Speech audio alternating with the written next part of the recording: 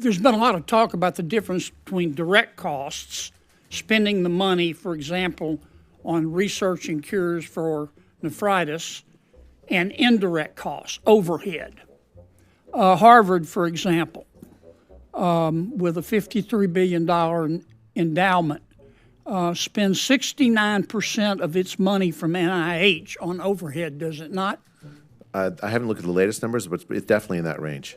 Yale spends 67.5% on overhead, does it not?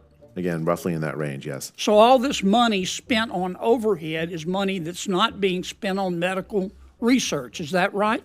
Well, it's for fixed costs of like lab space and things, but also sometimes for other things. So it's some of it's absolutely necessary. Well, if I'm the Gates Foundation, and I came to the NIH and said, I don't want money. I want to give you money.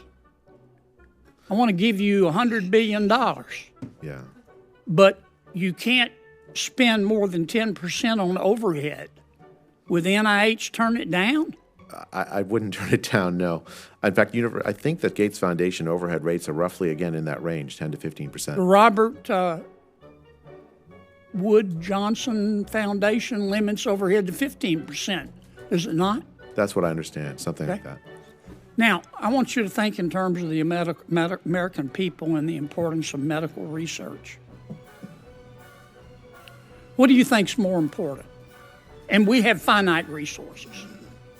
Okay, and I support giving resources to NIH. I think NIH does breathtakingly